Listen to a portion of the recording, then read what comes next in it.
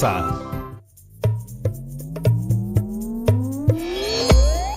Hola, ¿cómo están? Bienvenidos y bienvenidas a Aprendo en Casa. Yo soy Jonathan Hernández y hoy desarrollaremos el área de ciencia y tecnología. Recuerda que este es un programa dirigido a estudiantes de tercero de secundaria. ¿Te has preguntado alguna vez de dónde venimos? Sé que la respuesta puede resultar un poco bastante rara, pero me refiero a si se han preguntado sobre cómo llegamos a ser así. Seres que se paran en dos piernas, pueden hablar, tienen programas de televisión y se preguntan ¿de dónde venimos? ¿Se han dado cuenta que somos una especie bastante rara? Pero como casi todo, debe haber un porqué, y la ciencia nos ayudará a responder esta pregunta, o al menos parte de ella. Hoy hablaremos sobre las teorías evolucionistas que explican el origen y la evolución de las especies. ¿Ven que ahora no les parece tan rara mi pregunta inicial? Hoy aprenderemos que las especies actuales son la evolución de especies prehistóricas como los dinosaurios. Y también aprenderemos sobre la teoría evolucionista de Charles Darwin y Lamarck, y cómo fueron corroboradas por la ciencia en este siglo. Además, veremos cómo no solo la acción de la naturaleza es la que provoca cambios en el individuo, sino también lo hace el mismo individuo, a través del desarrollo de nuevas habilidades, características y mutaciones.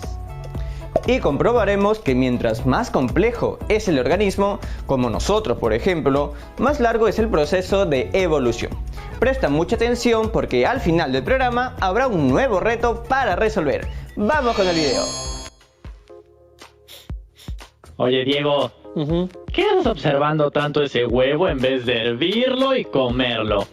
¿Qué estás hablando, cerebro? Este no es un huevo de gallina cualquiera, es el huevo de un animal extraño que aún no identifico. ¿Y dónde conseguiste este huevo de un animal extraño que aún no identificas? Bueno, lo que pasa es que mi bisabuelo era biólogo y el fin de semana fui a visitar lo que era su casa y me enseñaron que tenía una colección de huevos de animales de distintas especies y me pareció loquísimo, así que traje uno al programa. Ah, bueno, me parece muy interesante que muestres interés por las aficiones de tus antepasados, pero ¿no te parece mejor poner ese huevo a cocinar? Escúchame, cerebro, no me voy a comer absolutamente nada. Este huevo es una reliquia en mi familia y también dice mucho de mi bisabuelo y de mis antepasados. ¿Acaso a ti no te importa respetar o no te ha interesado tu familia, tus orígenes, tus herencias y todo lo que se viene acumulando años atrás cuando no existías? Creo que Diego está pasando por una etapa muy típica en varias personas. La llaman nostalgia de origen. Es cierto, visitar la casa de tu bisabuelo te ha hecho pensar de dónde vienes, cuál es tu origen y todo lo demás. Sí, me estuve preguntando qué podría haber antes de mi bisabuelo. ¿Tu tatarabuelo? No, me refiero a muchísimo más atrás. Por ejemplo, ¿de dónde venimos los seres vivos? ¿Existe la evolución? Bueno, esas son preguntas muy interesantes y por eso hoy en el programa vamos a descubrir quién fue primero, el huevo o la gallina.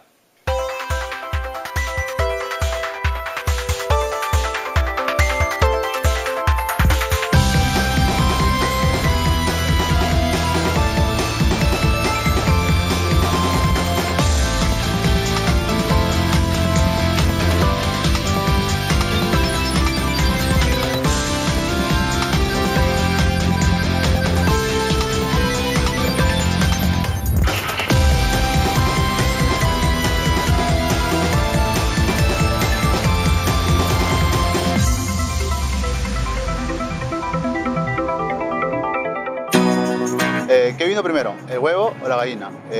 Por lo que yo tengo entendido, yo creo que primero es el animal, la gallina. Yo creo que la gallina. Yo creo que la gallina. Para que exista justamente el huevo, quien lo va a gestar es este animal, en este caso la gallina. No lo sé.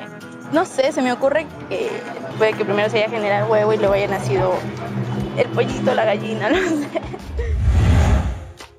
Desde hace años el ser humano se pregunta por el origen de las cosas. ¿De dónde venimos todos nosotros? ¿Cómo es que empezó la vida? ¿O qué fue primero, el huevo o la gallina? Ese huevo más parece de dinosaurio que de gallina. Te ha puesto un soufflé que es de algún dinosaurio antiguo. Cerebro, es casi imposible que este huevo sea de dinosaurio. Mi bisabuelo era biólogo, no paleontólogo. Yo no lo descartaría del todo. ¿No te acuerdas de Jurassic Park? Los huevos eran de todos los tamaños dependiendo de la especie. Sí, el tamaño no importa, pero me resultaría bien difícil creer que este huevo sea tan antiguo. Delta, ¿es posible que un huevo de dinosaurio se conserve de esta manera? Desde 1820 se han encontrado huevos fósiles de dinosaurio en distintas partes del mundo. El último gran hallazgo se dio en noviembre del 2017 en China, donde se encontraron 300 huevos y fósiles de pterosaurios en buen estado. ¡Diego! ¡Es un ave!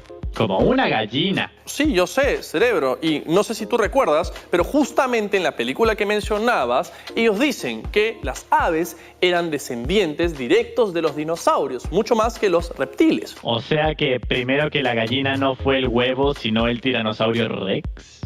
A ver, Delta, ¿qué dice la ciencia con respecto al origen de la gallina?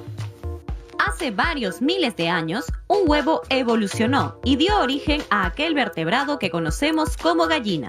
Entonces, para ser claros, la primera gallina de la historia debió salir de un huevo de dinosaurio protogallina. Yo imagino que ese animal debió haber sido una especie anterior a la gallina que conocemos y que luego evolucionó hasta ser como la gallina que hoy día podemos ver.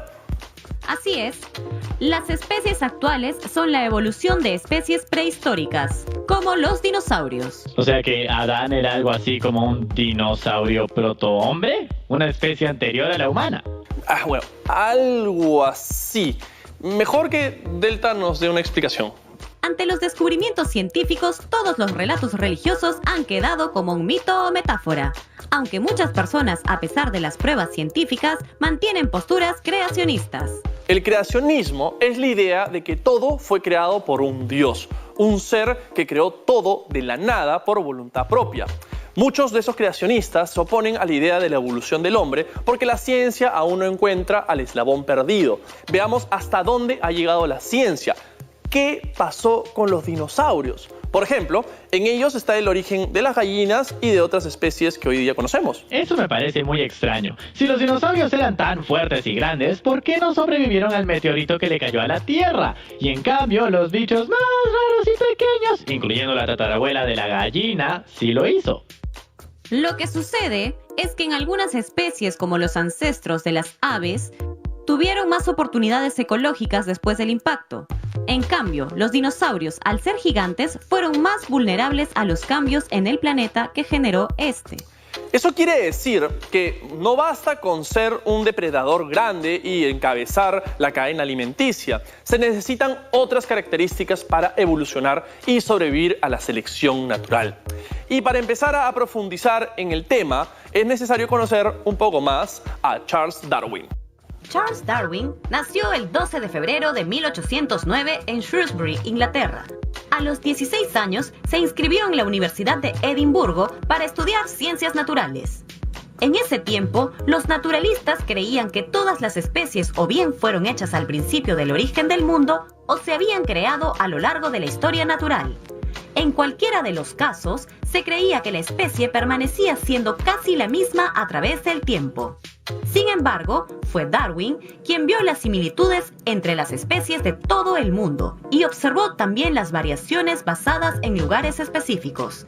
Esto lo llevó a creer que habían evolucionado gradualmente a partir de ancestros comunes. Llegó a creer que las especies sobrevivieron a través de un proceso llamado selección natural. En este proceso, las especies que se adaptaron con éxito para satisfacer las necesidades cambiantes de su hábitat natural prosperaron, mientras que los que no pudieron desarrollarse y reproducirse murieron. El 24 de noviembre de 1859, después de años de investigación científica profunda, Darwin publicó una explicación detallada de su teoría en su obra más conocida, El origen de las especies por medio de la selección natural.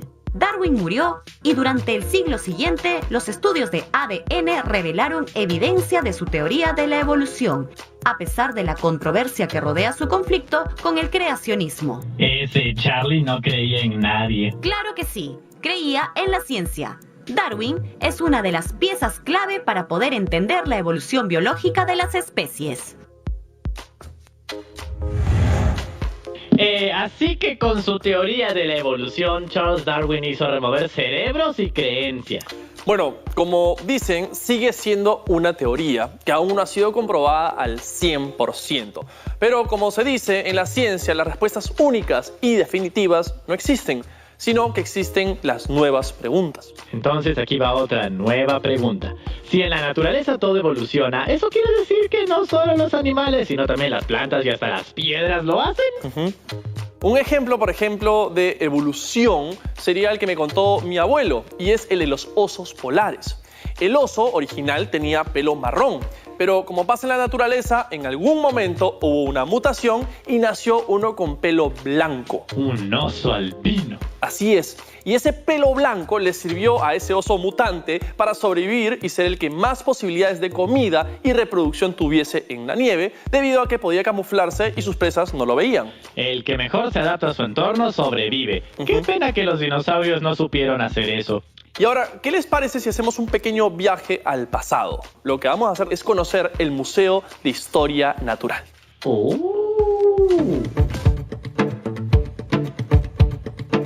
Acabamos de llegar al Museo de Historia Natural y lo que ven aquí atrás no es el fósil de un dinosaurio, son los huesos de una ballena.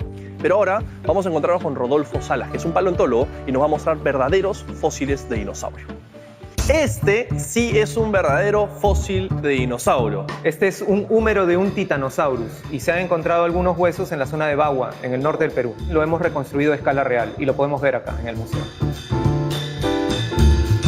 Esta es la réplica que han reconstruido a partir del fósil que encontraron de húmero, ¿no es cierto? Así es. ¿Hay muchos fósiles en el Perú o no es común encontrar fósiles? De dinosaurios no es tan común. Si queremos ver huellas de dinosaurios, sí hay bastantes en el Perú. ¿Y qué tipo de dinosaurios hay en el Perú? Habían Titanosaurus, otros dinosaurios carnívoros también, habían dinosaurios picos de pato. Estos se han reconocido a través de las huellas.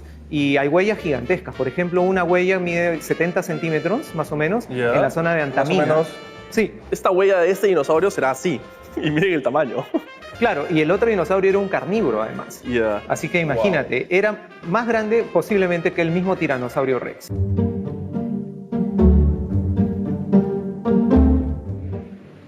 Si son de las personas que les da miedo nadar en el mar, hace 10 millones de años esto podría estar nadando debajo tuyo, que es un leviatán. Es un leviatán, es un cachalote hipercarnívoro. Hace 10 millones de años era el mayor depredador de todos los mares, junto con el megalodón, este tiburón gigante que ha sido protagonista en películas de Hollywood. Es un animal que más o menos medía hasta 16 metros de longitud. ¿Y por qué es que estos animales, siendo tan grandes, siendo carnívoros y bastante imponentes, se extinguieron? Bueno, lo que sucede es que hace más o menos 3-4 millones de años hubieron cambios climáticos globales que afectaron todos los mares del mundo.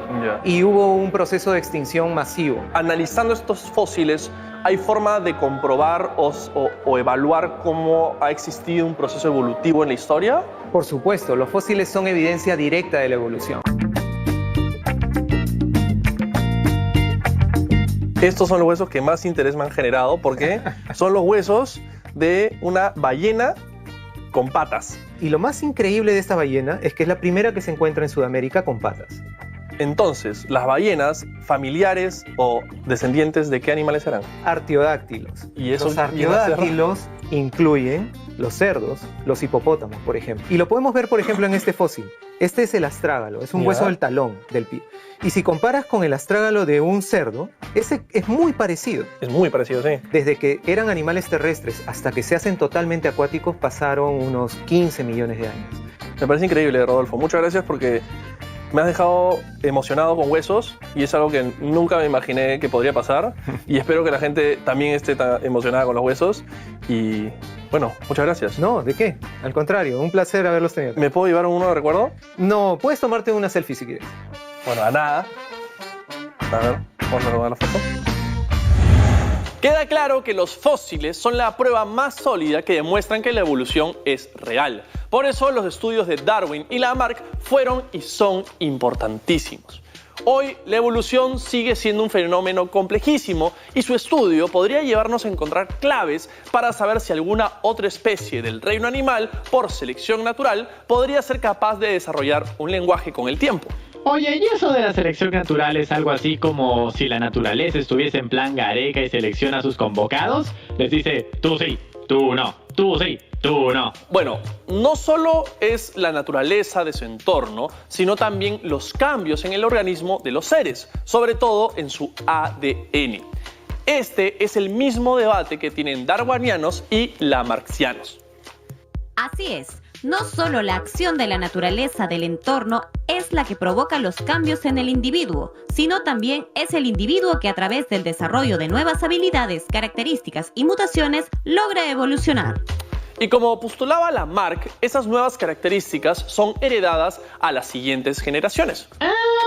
Entonces si entreno y hago mucho deporte y ya está, mis hijos podrán heredar todo eso y saldrán fuertes y atléticos para sobrevivir en el mundo. Ok, cerebro. Cada evolución toma su tiempo dependiendo de la especie. En la especie humana, no crea que sea tan rápido como de una generación a otra. Porque, por ejemplo, hay especies que demoran millones de años en evolucionar. Como así, hay también otros organismos que no demoran tanto como los virus o las bacterias. Para completar la idea, se podría decir que mientras más complejo es el organismo, más largo su proceso de evolución. Por eso es que los virus y las bacterias evolucionan mucho más rápido. Y debido a eso, la industria farmacéutica tiene que sacar constantemente nuevos antibióticos para combatirlos. Así que los microbios, siendo tan insignificantes y pequeñitos, son los que más están en constante evolución.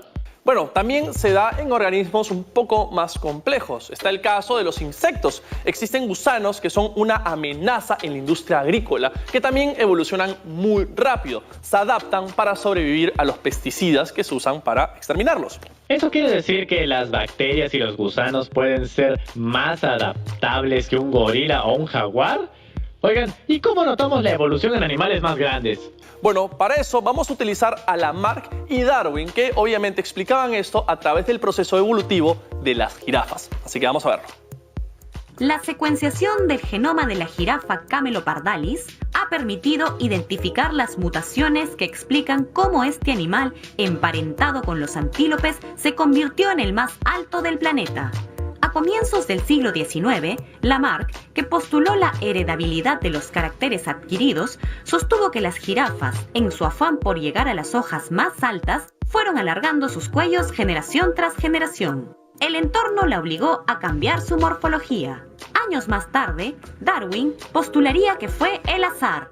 En cada generación, algunas jirafas tendrían el cuello más largo, lo que les daría una ventaja adaptativa primando su éxito reproductivo, haciendo que, a la larga, todas las jirafas tuvieran cuellos largos. Y en cuanto a este debate entre el darwinismo y el lamarckismo, la genética no da un claro ganador sobre el origen del largo cuello de la jirafa. Podría ser la misma historia del huevo y la gallina, sin tener claro qué fue primero, si el ambiente o los cambios genéticos. Con suficientes cambios genéticos, surgen nuevas especies y una gran parte de ellas es producto de la selección natural. Sin embargo, también el azar o la deriva genética pueden lograr transformaciones. Entonces puede que tanto Darwin y Lamarck estén en lo correcto. Puede que sí, cerebro. ¿Y qué les parece si ahora que ya sabemos de dónde vienen las gallinas, las jirafas, los dinosaurios y los microbios, me ayudan a saber de dónde vino mi bisabuelo? Buena pregunta, porque no creo que haya nacido de ese huevo. Su bisabuelo no, pero quizás un antepasado sí. Y poniéndonos así bien camiseta, ¿de dónde salieron los primeros peruanos? Bueno, ya que el Perú como república recién va a cumplir el bicentenario, asumo que tu pregunta en realidad va por ¿cuál fue el primer humano que habitó estas tierras? Exacto. ¿Qué hubo antes del señor de Zipán, la momia Juanita y toda esa gente? Bueno, existe un proyecto muy interesante de investigación que consiste en reconstruir la historia de los pueblos a nivel genético. Y eso es lo que vamos a ver en el siguiente bloque.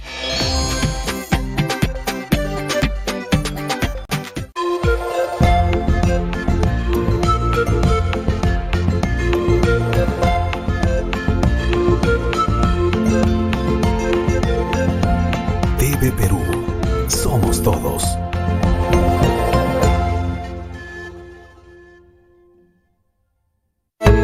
Mantén tu distancia con el resto de personas en todo momento. de 1,5 metros a 2 metros como mínimo. Si haces ejercicio o manejas bicicleta, la distancia no debe ser menor a los 5 metros. Si me cuido yo, cuido a los demás. Primero mi salud.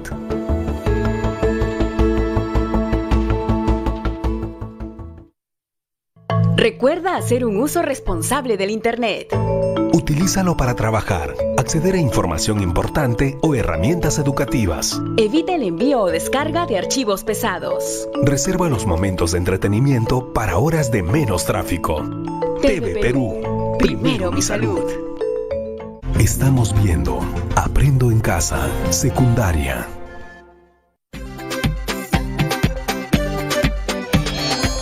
Acabamos de llegar al Centro de Genética y Biología Molecular, donde vamos a hablar con dos personas que saben muchísimo sobre ADN. Así que ahora vamos a ir a buscarlos. José, tú eres un especialista en ADN y genética. ¿Qué es el ADN? Es la información que se transmite de generación en generación. En el caso del ser humano, eso nos distingue de las otras especies como si fuese un código de barras. ¿Y cómo es que con el ADN podemos aprender sobre nuestros antepasados? Nosotros, así observándonos, aparentemente, nos vemos diferentes. En caso, nosotros hicimos la parte externa, ¿no? Pelo, color aparentemente. de ojos, facciones. Sí, pero esa apariencia se explica por el medio ambiente que nos ha moldeado en miles de años, en nuestros antepasados. Pero si nosotros nos vamos a nuestro código de barras, al ADN, nos va a mostrar que hay tanto por ciento, digamos casi el 99.9%, que somos iguales. Y todos, al tener los mismos bloques en común, van a tener un ancestro en común. Eso no significa una persona, tal como dicen, ¿no? Adán y Eva, viene de una otra, pareja, ¿no? Sino de un grupo. Sino un grupo de personas. Ese grupo de personas que ha existido aproximadamente 300.000 años atrás. ¿Y dónde estaba ese grupo de personas? Ese grupo de personas, es decir, de nuestros antepasados más remotos, ha poblado el norte de África, que son las evidencias arqueológicas, restos óseos que han encontrado y las dataciones de la genética, más o menos se enfocan por ese lado.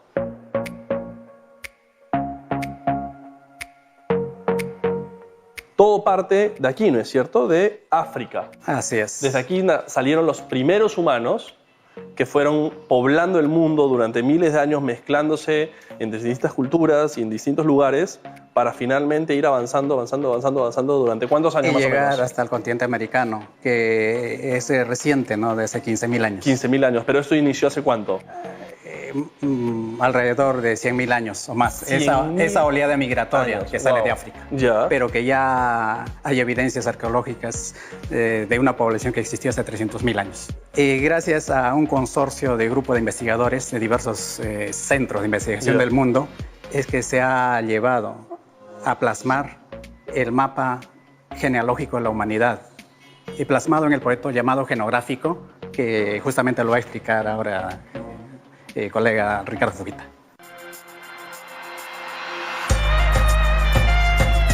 Este proyecto Genographic de la National Geographic es una iniciativa para poder juntar mucha gente que está trabajando en lo mismo, que conocer los orígenes de sus poblaciones. Tenemos alrededor de 1.200 personas nativas, ¿no? De la costa, de los Andes, de la Amazonía. Le hemos hecho el ADN y hemos comenzado a hacer los estudios comparando con los peruanos, comparando con bolivianos, con brasileños y ecuatorianos. Para ver qué compartimos en común todos nosotros. Es como un estudio de paternidad, pero no entre dos individuos, sino entre pueblos. Toda esa información que no está en los libros, ustedes la logran conseguir a través escrita en el ADN. En el ADN. Entonces, una vez que tenemos esa información, comparamos bases de datos del mundo. También tenemos algún tipo de información que es interesante, que puede saber qué contenido tenemos de Neandertal y Denisovano. Todos los seres humanos de cualquier origen geográfico tenemos una diferencia de 0.1%, que eso no es nada. Entonces cada vez que vean a alguien en la calle, saben que son 99.9% parecidos. Y creo que con ese mensaje nos quedamos. Nos vemos en el set. Gracias, Ricardo. Gracias. Diego, con este estudio genético podríamos saber el origen de todos, inclusive de ese huevo, porque hasta ahora ya se acaba el programa y no sabemos si es de gallina, dinosaurio o de humano. Bueno, de humano creo que es imposible. No hay ningún humano que ponga huevos así. Si volvemos millones de años atrás, sería posible. Claro, porque todos en algún momento, humanos, gallinas, dinosaurios, tuvimos un mismo origen, ¿no es cierto? Exacto. Y no solo abarca el reino animal. O sea, ¿te refieres a que todos los seres vivos, como animales, insectos, plantas o bacterias, tienen un mismo origen, un mismo padre? Así es. Se llama Luca. ¡Luca! Como tu sobrino Diego, el que vive en la casa del bisabuelo, ¿no es verdad? Sí, pero no creo que se refiera a mi sobrino. ¿A qué te refieres, Delta? Luca no es un humano. Son las siglas en inglés de Last Universal Common Ancestral. Y eso quiere decir el último ancestro común universal, ¿no es cierto? Sí. Todos los seres vivos del planeta poseen un patrimonio genético común. Los humanos, por ejemplo, comparten más del 99%, pero también la mitad con los plátanos. Esto ha permitido a los expertos deducir que la vida en la Tierra tiene un único antepasado para todos los organismos que la habitan, desde las bacterias hasta las ballenas. O sea, primero no fue ni el huevo ni la gallina, sino Luca. Bueno, y gracias a las teorías evolutivas hemos descubierto que todas las especies están más conectadas de lo que pensábamos. Si bien nos distinguimos entre nosotros, tenemos un origen común. Y entendiendo nuestro origen y la evolución, podemos entender cómo cuidar de nosotros, de cada especie y también de nuestro planeta. Bueno, ¿vas a abrir ese huevo o no? Quiero saber qué hay allá adentro. No lo voy a abrir, pero tengo una buena manera de determinar de qué es. Delta, ¿podríamos analizarlo? Por supuesto, Diego. Ok, deja que te mande la información. Y listo. Recibida. Escaneando. No es un huevo de dinosaurio, ni de gallina. Es de chocolate. ¡Te dije que lo peles y lo comas! Asumo me vas a invitar. No, cerebro, porque a pesar de haber sido un poco estafado por mi familia, creo que es mejor tenerlo así, ¿no? ¿Qué? Pero, Diego, espera. Entonces, ¿quién fue primero, el chocolate o el cacao? ¿El conejo o la Pascua? Bueno, cerebro, creo que esas son preguntas para un próximo programa de Ciencia en Esencia. Eso fue todo por hoy. Nos vemos. Espera, ¿qué? ¿En verdad te lo quieres comer? ¿Te vas a llevar? ¡Claro que sí! Ponlo en el frasco. Pero tiene como algo encima. ¡Ponlo en el frasco! ¡Ponlo! ¿Lo meto en tu frasco? Oh, sí. Vamos. ¿Qué les pareció? Es realmente sorprendente cómo los restos fósiles son una de las pruebas más sólidas para comprobar que la evolución es real. Restos fósiles de dinosaurios como el Leviatán, un cachalote hipercarnívoro, el mayor depredador que vivió hace 10 millones de años junto con el megalodón, un tiburón gigante y que probablemente son antepasados o se relacionan a las especies que aún existen hoy. Por eso, los estudios de Darwin y Lamarck son importantísimos, porque nos acercaron a entender por qué las especies son como son, y que además van cambiando o evolucionando a lo largo del tiempo. Como hemos visto, hay especies que demoran millones de años en evolucionar, pero otras, como los virus y bacterias, pueden demorar días. Como seguro ya eres una experta o experto en la evolución, es momento de poner manos a la obra con el siguiente reto. Explica a tus compañeros, amigos o familiares el porqué de la discrepancia de las teorías de Darwin y Lamarck, que explican la evolución de la jirafa, el animal más alto del mundo. Asimismo, comenta a tus compañeros, amigos y familiares en qué consiste el proyecto genográfico de la National Geographic, para qué sirve y cómo ayuda el análisis del ADN de las personas. No te olvides de registrar tus evidencias de aprendizaje en el portafolio. Nos vemos pronto en Aprende en Casa. ¡Chao, chao, chao!